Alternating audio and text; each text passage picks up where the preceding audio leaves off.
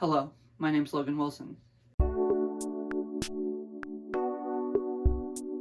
The main issues I focused on in both presentations was inflation and how the government's reaction to COVID-19 created the modern inflationary period that we have today. What is inflation? Inflation is essentially whenever you print money and the value of that money goes down.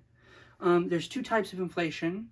There is basic inflation, which is what I just described. There's also supply shock inflation, which is whenever you have a basic resource that you have less of.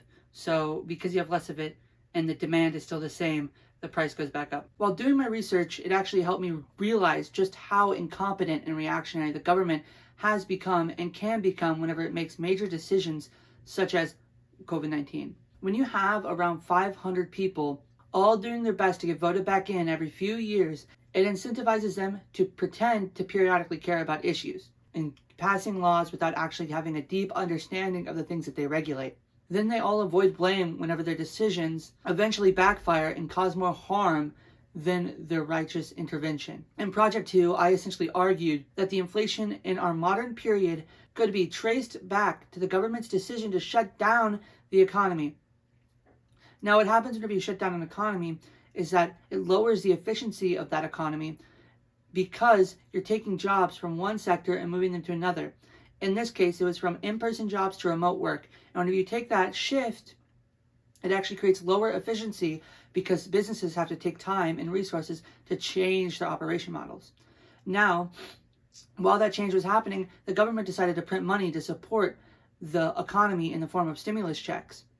And these stimulus checks basically propped up the economy and created a temporary welfare state where everybody was getting checks in the mail. So whenever people get checks in the mail, they go out to buy cars or to buy video game consoles or to buy whatever. Of course the price is going to go up because the demand goes up because people have spare money that they didn't earn and that lowered the value of the money that already pre-existed. So it creates this bad inflationary period where it's almost double inflation. I also argued that because of this inflation, we will have a recession in the years to come. I also argued that because of this prolonged printing of money, the housing market actually boomed in a lot of places because they were trying to leave these large cities that had really strict lockdown laws. So people are leaving places like here, right, in California, going to places like here in Salt Lake or here in Austin, Texas. They just didn't really want to be in California anymore.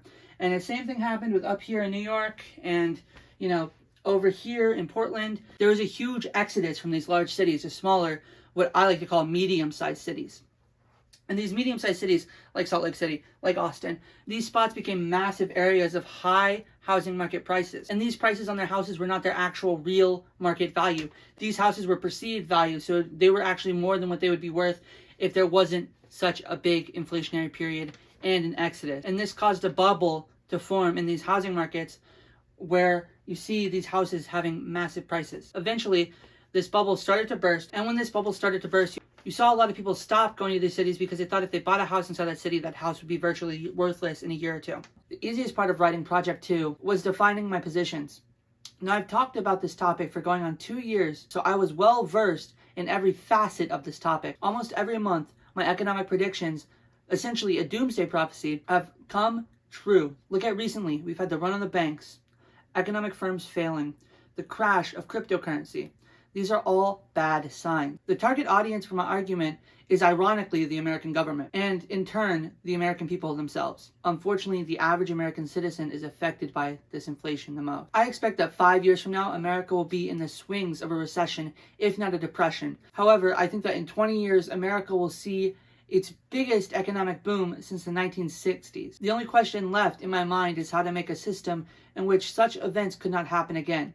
Most definitely, the first step should be shrinking the government's ability to make major oversteps like this without the form of a vote beforehand. People forget that America was actually founded during a smallpox outbreak that was solved through inoculation, kind of like COVID-19 was solved through the vaccine and through herd immunity.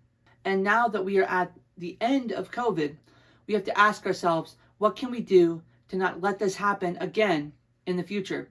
And I believe that the only way to stop an economic disaster happening again from events that are unprecedented, such as COVID-19, is to have the government not be able to shut down the economy going into the future. We should be able to say what we want as the American people through a vote. Is that not the point of democracy? those were all really the main points of my project 1 and 2. And I hope you enjoyed.